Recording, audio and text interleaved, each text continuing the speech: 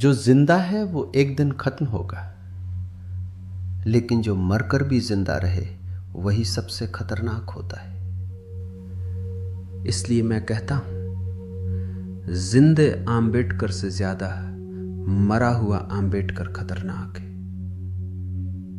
जिंदा आम्बेडकर एक इंसान था, एक आवाज था, एक सोच था, जिससे लोग बहस कर सकते थे, जिसका विरोध कर सकते थे। लेकिन मरा हुआ आम्बेडकर अब सिर्फ एक इंसान नहीं है, वो भारत के संविधान में बस चुका है।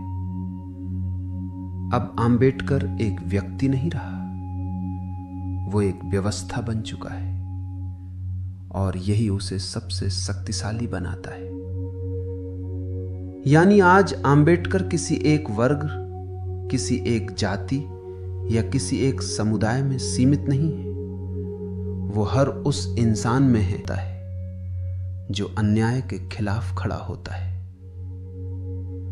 अगर आम्बेडकर सिर्फ जिंदा रहता तो शायद वक्त के साथ उनका असर भी सीमित हो जाता, लेकिन आम्बेडकर आज सिर्फ एक व्यक्ति नहीं, एक विचार बन गया है। और जब वो विचार संविधान में उतर गया तब वो अमर हो गया। अब उसे मिटाना नामुमकिन है, क्योंकि अब वो किसी किताब के पन्ने में नहीं, बल्कि भारत के लोगों के अस्तित्व का हिस्सा बन चुका है। सोचो, अगर आम्बेडकर नहीं होता तो क्या भारत सच में एक मजबूत लोकतंत्र बन पाता, या बस नाम का लोकतंत्र रह जाता?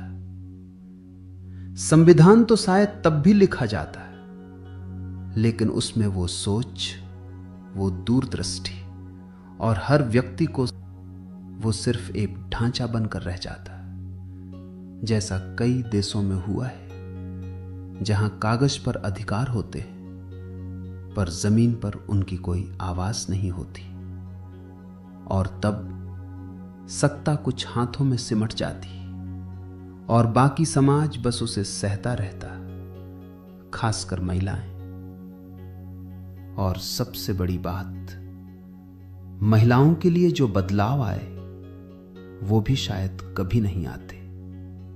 हिंदू कोड बिल के जरिए आम्बेडकर ने महिलाओं को संपत्ति, विवाह और तलाक का अधिकार देकर समाज में पुरुष के बराबर समान स्थान दिलाने के एक जाति या वर्ग के लिए नहीं था, यह हर उस महिला के लिए था जिसे सदियों से परंपराओं के नाम पर सीमित किया गया था।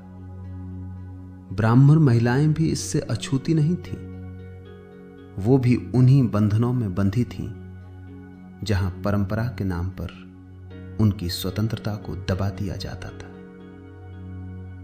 आम्बेडकर ने सिर्फ संविधान नहीं दिया, बल्कि समाज को यह भी सिखाया कि औरत की गरिमा के साथ कि अधिकार किसी एक वर्ग की संपत्ति नहीं होते, वो हर इंसान का हक होते।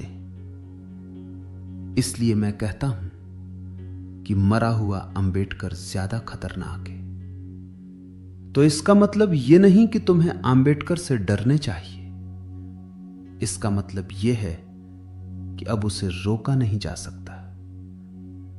अब आम्बेडकर हर उस कानून में है जो आपको सुरक्षा देता है, हर उस अधिकार में है जो आपको आवाज देता है, और हर उस इंसान में है जो अन्याय के खिलाफ खड़ा होता है।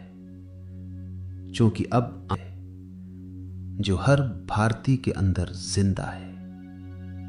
आम्बेडकर अब कोई बीता हुआ इतिहास नहीं, आम्बेडकर एक अंतहीन संघर्ष और एक कभी न बुझने वाली मशाल बन चुका है।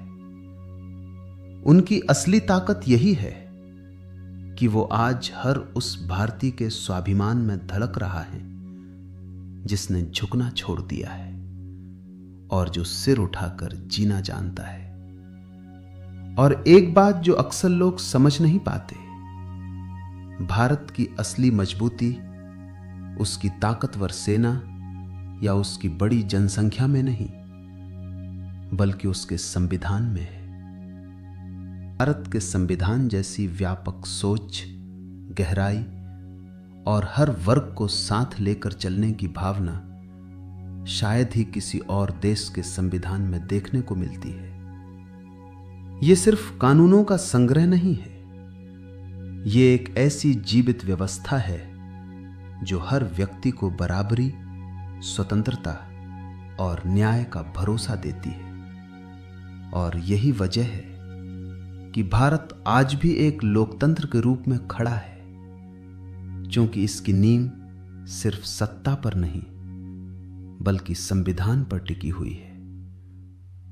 और उस संविधान की आत्मा में आंबेडकर आज भी जिंदा है।